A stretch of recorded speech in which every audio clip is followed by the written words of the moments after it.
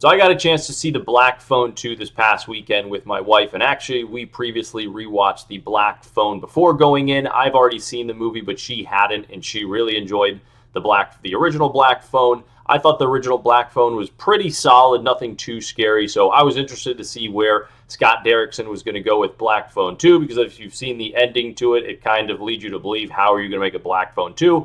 But Scott Derrickson did, and he went the Freddy Krueger Nightmare on Elm Street route with the grabber.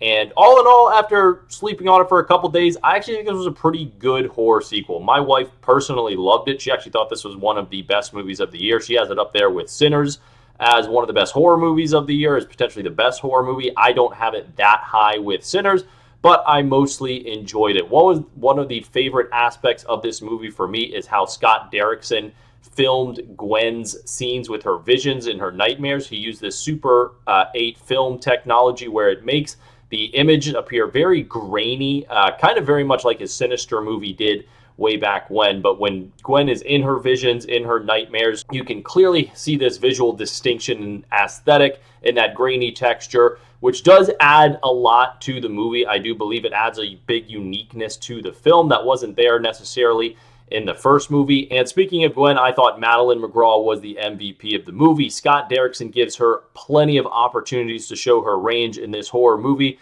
I always find it really fascinating and pretty astonishing that these young actors and actresses can pull off these kind of roles. I believe Madeline's only 16 or probably like 15 when she was filming this. So to me, super impressive that she was able to film these scenes.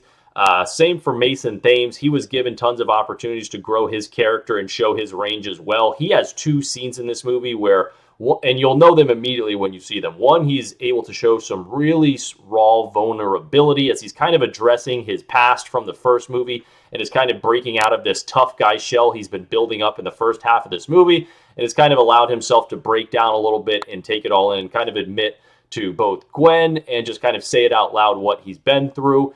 And then he's got this absolutely badass moment towards the end of the movie where there's this really big action scene with the grabber. And again, he just gets an opportunity to show his range that I don't think I've really seen from him yet as an actor.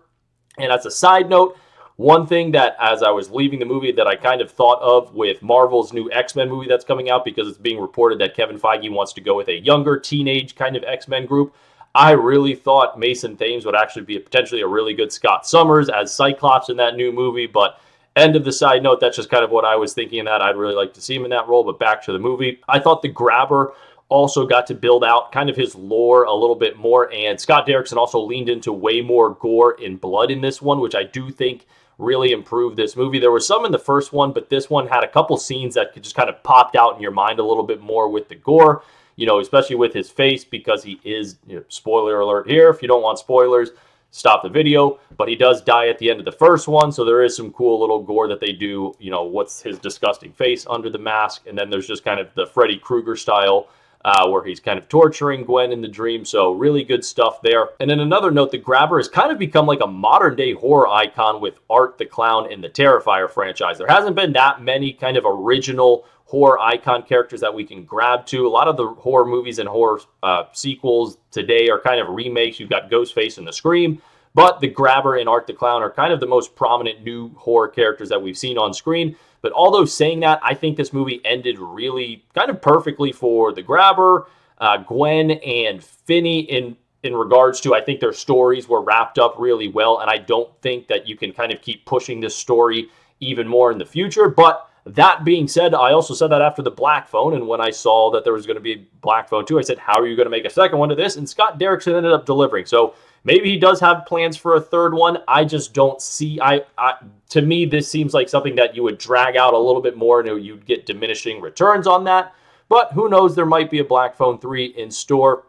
So again, really solid horror sequel. I also really love that this was set kind of in the winter time, with the snow and all the contrast with that winter setting, the dark kind of blizzards with the grainy texture with Gwen's visions and her nightmares with the added gore. It really did paint a really colorful palette, kind of a memorable horror movie this time of year. Maybe you kind of go back and rewatch this as kind of like a Christmassy kind of horror movie. I'm not sure, but again, I really enjoyed it. My wife absolutely loved it. Again, she thought this is one of the best horror movies that she has seen this year. And if you're a fan of the Black Phone, if you like the first Black Phone, I think you'll like this one as well. There's a much different, distinct tone to this one than the first one. So I think there's a lot more to enjoy potentially with this one, but also you might like the first one a little bit more. So go check it out at the theaters. It's out for its second weekend this weekend. And again, if you like the Black Phone, I think you'll have a pretty good time with this one.